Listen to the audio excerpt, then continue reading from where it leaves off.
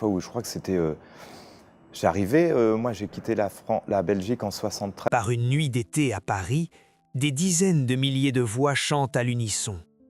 Sur scène, Nicolas Sirkis, icône du rock français, incarne depuis plus de 40 ans une génération entière. Tout semble lumineux, maîtrisé, presque mythique. Pourtant, derrière cette lumière, une zone d'ombre demeure intacte. 3 enfants, 3 vies, presque aucune image, aucun témoignage, un silence soigneusement entretenu. Alors une question s'impose, cette discrétion extrême est-elle une forme de protection ou le poids invisible de la célébrité ? Qu'est-il réellement arrivé aux 3 enfants de Nicolas Sirkis, élevés loin des projecteurs, mais au cœur d'une légende ? Au début des années 1980, la France découvre un groupe au son nouveau, aux textes sombres, traversés de romantisme et de révolte. Indochine devient rapidement bien plus qu'un simple phénomène musical.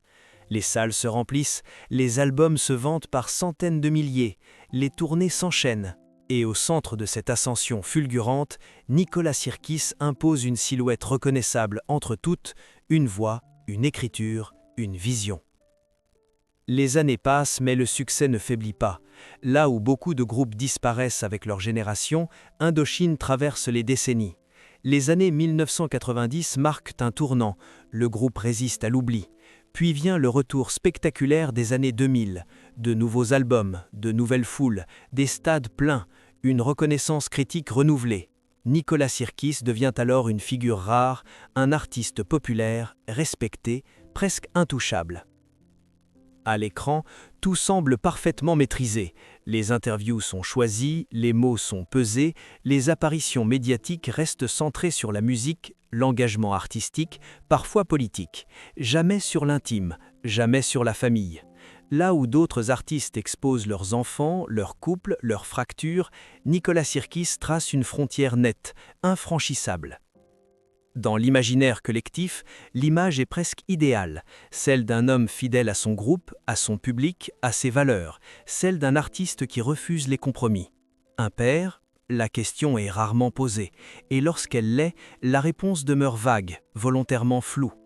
Pourtant, c'est précisément durant cette période de pleine lumière que naît une autre vie, parallèle, silencieuse, celle de ses enfants.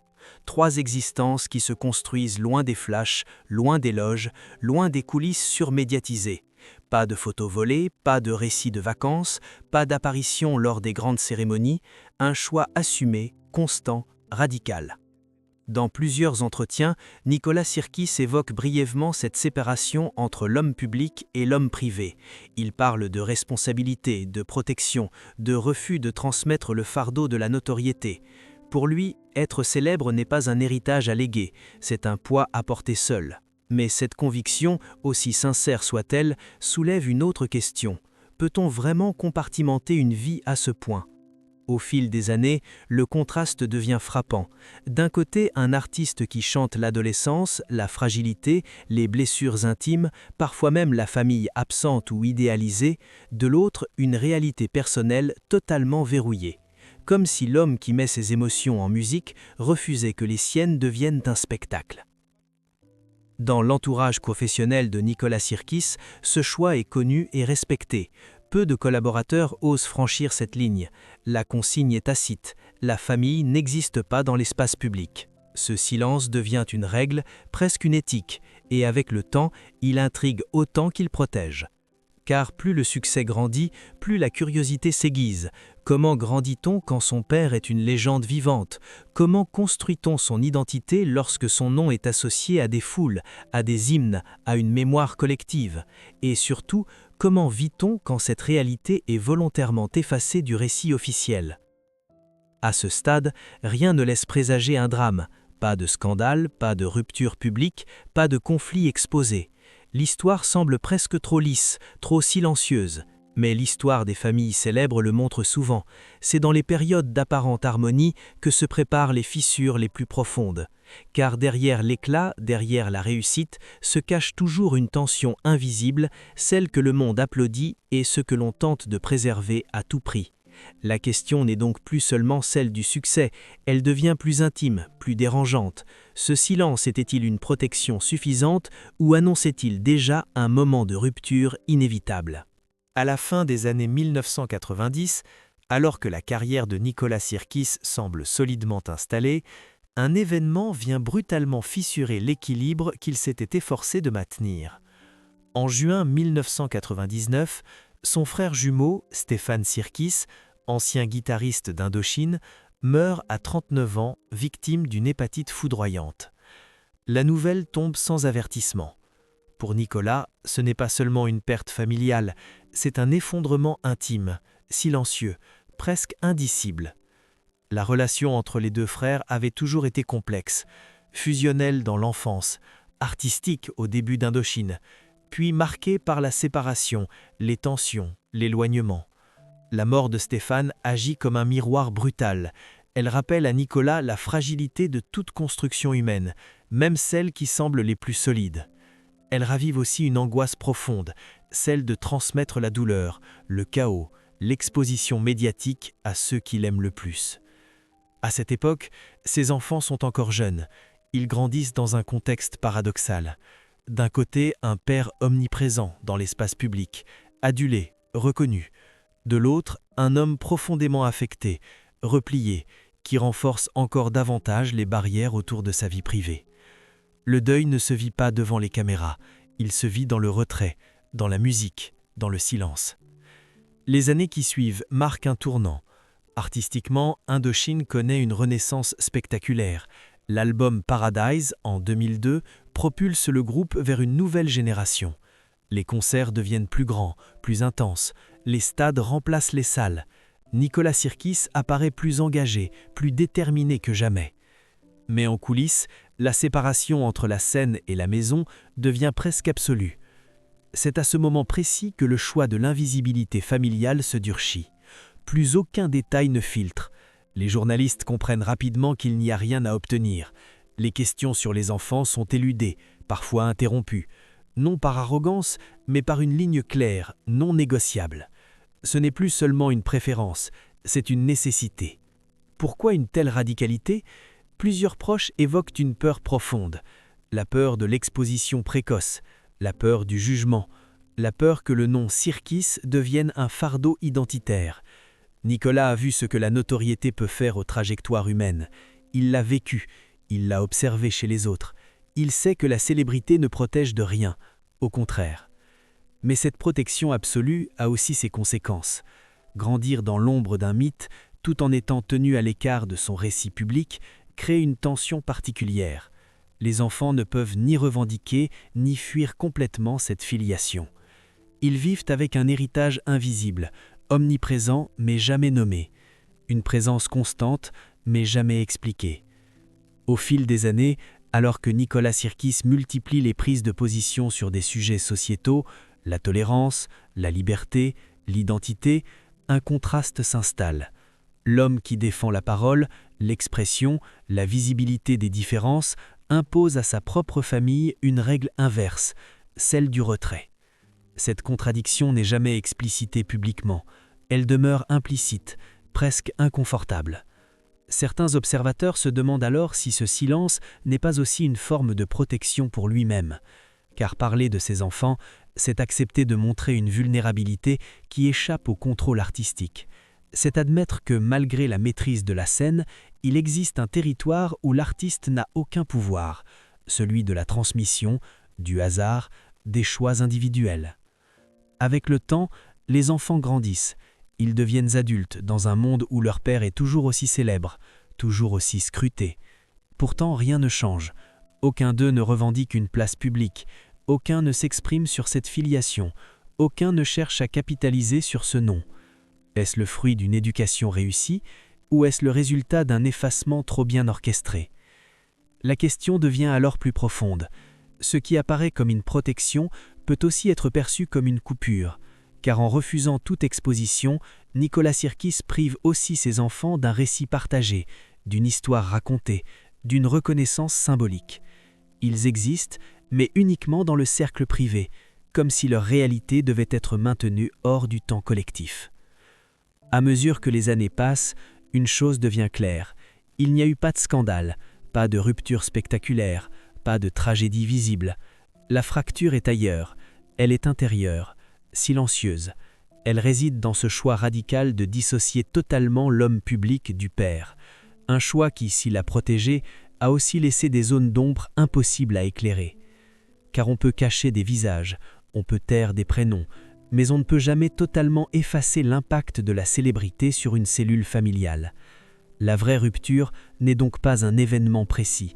C'est un processus lent, presque invisible, qui s'installe lorsque le silence devient la seule réponse possible. La question n'est plus de savoir ce qui s'est passé au grand jour, elle devient plus troublante. Que se passe-t-il quand tout est volontairement tenu hors du regard des autres? Et surtout, que reste-t-il à révéler derrière cette façade parfaitement maîtrisée? En réalité, ce que l'on interprète souvent comme un mutisme calculé n'est pas une absence d'histoire, mais une autre manière de la vivre. Chez Nicolas Sirkis, la discrétion familiale ne naît pas d'un événement unique, mais d'une accumulation. Une enfance marquée par une relation fusionnelle avec son frère jumeau, une carrière commencée très jeune, une célébrité précoce, parfois violente, et surtout une conscience aiguë des dégâts que la notoriété peut provoquer sur les êtres en construction. Peu de gens le savent, mais Nicolas Sirkis a longtemps exprimé une méfiance profonde envers le regard public, non pas par peur du jugement artistique qu'il affronte depuis des décennies, mais par rejet de l'intrusion intime. Pour lui, l'exposition n'est jamais neutre, elle transforme, elle fige, elle enferme. Cette conviction s'est renforcée avec les années, jusqu'à devenir une mine de conduite absolue lorsqu'il est devenu père. Ses 3 enfants ont donc grandi dans un cadre volontairement déconnecté de l'univers médiatique. Leur quotidien n'a jamais été raconté, leur prénom n'a jamais été revendiqué comme un héritage, leur existence n'a jamais servi de prolongement à une image publique. Ce choix, rare dans le monde du spectacle, a façonné leur rapport au monde d'une manière singulière. Contrairement à d'autres enfants de célébrités, ils n'ont pas eu à gérer une notoriété par procuration, pas de pression publique, pas d'attente collective, pas de comparaison permanente avec une figure paternelle idéalisée. Mais cette liberté apparente cache une autre réalité. Grandir dans l'ombre n'efface pas la présence du mythe, elle la rend simplement plus silencieuse, plus diffuse. Dans l'entourage proche, certains évoquent des enfants conscients très tôt de la singularité de leur situation. Ils savent qui est leur père, ils savent ce qu'il représente, mais ils apprennent aussi à ne pas en faire un sujet, comme si cette information devait rester intérieure, presque secrète, une connaissance à manier avec prudence. Avec le temps, chaque enfant développe sa propre manière d'habiter cette filiation. L'un choisit une vie entièrement éloignée de toute sphère artistique. L'autre s'intéresse à des domaines créatifs, mais sans jamais revendiquer publiquement son nom. Le troisième, plus discret encore, semble avoir opté pour une trajectoire presque invisible. Aucun n'a cherché à se positionner comme héritier, aucun n'a revendiqué un récit alternatif. Leur point commun reste le même, le refus de la mise en scène. Cette attitude ne relève pas du hasard, elle est le fruit d'une éducation fondée sur l'idée que l'identité ne se construit pas dans le regard des autres. Nicolas Sirkis a souvent affirmé que la célébrité ne devait pas être transmise comme un capital.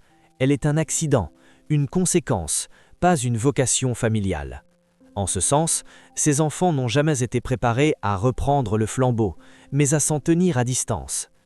Cependant, cette distance a aussi un prix. L'absence de récit public empêche toute reconnaissance symbolique. Dans une société où l'on existe souvent à travers l'image, le silence peut devenir une forme d'effacement. Les enfants de Nicolas Sirkis existent pleinement dans leur sphère privée, mais restent absents de la mémoire collective, comme si leur histoire ne devait jamais être racontée. Cette situation crée une tension subtile. D'un côté, une protection indéniable, de l'autre, une forme d'isolement narratif. Ils ne sont ni figures publiques, ni totalement anonymes. Ils occupent un espace intermédiaire, inconfortable, où le nom qu'ils portent est connu, mais jamais associé à une parole ou à un visage. Au fil des années, Nicolas Sirkis n'a jamais dévié de cette ligne, même lorsque les réseaux sociaux ont bouleversé les codes de l'exposition, même lorsque la transparence est devenue une norme. Il a maintenu ce choix, parfois critiqué, souvent respecté. Pour lui, la vérité n'est pas ce qui se montre, mais ce qui se protège. Alors, qu'est-il réellement arrivé à ces 3 enfants? Rien de spectaculaire, rien de tragique au sens médiatique, mais quelque chose de plus rare. Ils ont grandi hors du récit, hors de la légende, hors du mythe. Une décision qui, en apparence, les a préservés, mais qui pose une question essentielle. Peut-on vraiment échapper à l'héritage d'un nom sans jamais le confronter? La vérité n'est donc pas un secret scandaleux, elle est plus subtile. Elle réside dans ce choix radical d'invisibilité. Un choix qui a façonné des vies entières, loin des projecteurs, mais jamais totalement libérées de leur ombre. À la fin, il ne reste ni révélation fracassante, ni drame exposé, ni vérité choquante arrachée au grand jour. Il reste autre chose, plus discrète, plus dérangeante aussi. L'histoire des 3 enfants de Nicolas Sirkis ne se raconte pas par ce qui a été montré, mais par ce qui a été volontairement soustrait au regard collectif. Dans une époque où l'intime est devenu une monnaie d'échange, où les enfants de célébrités héritent parfois d'une notoriété avant même d'avoir une identité propre, le choix de Nicolas Sirkis apparaît presque anachronique. Refuser l'exposition, refuser le récit public, refuser même la curiosité légitime. Ce choix, il l'a maintenu envers tous, les médias, le public, et peut-être aussi envers lui-même. Ces enfants ont grandi sans être des personnages, sans interview, sans légende personnelle. Ils n'ont pas eu à répondre à la question « Que ressentez-vous en tant qu'enfant de… » Cette phrase, si souvent posée ailleurs, ne leur a jamais été imposée. En cela, ils ont été protégés, réellement, durablement. Mais la protection n'est jamais neutre, elle façonne autant qu'elle préserve. Grandir hors du récit collectif, c'est aussi accepter de ne pas exister dans la mémoire publique, de ne pas être reconnu comme partie intégrante d'une histoire que tout le monde croit pourtant connaître. Le public connaît la voix, les chansons, les combats, mais il ignore presque tout de ce qui a été transmis ou retenu dans la sphère familiale. Alors, la question posée au début revient, différemment, non plus comme une enquête sur un événement précis, mais comme une réflexion plus large. La célébrité d'un parent est-elle une bénédiction ou un fardeau pour ses enfants? Dans ce cas précis, elle a été traitée comme un danger potentiel, un risque à contenir, un feu à ne pas transmettre. Nicolas Sirkis a choisi de rompre la chaîne, de ne pas faire de ses enfants des héritiers symboliques, ni de son image, ni de son combat, ni même de son récit. Il leur a offert autre chose, le droit à une existence ordinaire, ou du moins aussi ordinaire que possible. Ce geste, profondément éthique, va à contre-courant de tout ce que le monde du spectacle valorise. Mais ce choix soulève une dernière interrogation. En protégeant autant, n'a-t-il pas aussi effacé? En refusant de raconter, n'a-t-il pas laissé ses enfants seuls face à un héritage invisible, impossible à nommer publiquement? Le silence, lorsqu'il devient absolu, peut-il être vécu comme une liberté ou comme une absence? Rien n'indique que ces enfants aient souffert, rien ne prouve qu'ils aient été privés de quelque chose d'essentiel. Et pourtant, leur histoire interroge, précisément parce qu'elle échappe aux cadres habituels. Elle ne confirme aucun cliché, elle ne satisfait aucune curiosité. Elle résiste. Peut-être est-ce là le véritable message. Dans un monde saturé de récits, choisir de ne pas raconter est un acte fort, presque politique. Nicolas Sirkis, l'artiste qui a tant parlé d'identité, de marginalité, de liberté, a appliqué ces principes à sa propre famille, jusqu'au bout, sans compromis, sans justification publique. Qu'est-il donc arrivé à ces 3 enfants? Ils ont grandi, ils ont vécu, ils ont choisi leur chemin hors des projecteurs. Leur histoire ne se termine pas par une conclusion nette, mais par une ouverture, celle d'un héritage qui n'a pas été imposé, d'un nom qui n'a pas été exploité, d'une célébrité qui s'est arrêtée à la porte du foyer. Et peut-être que la véritable singularité de cette famille célèbre réside précisément là, dans ce refus de transformer l'intime en spectacle, dans cette conviction silencieuse que tout ne doit pas être transmis, montré ou expliqué. Parfois, le plus grand acte d'amour consiste à ne rien laisser derrière soi, sauf la liberté de vivre hors de la légende.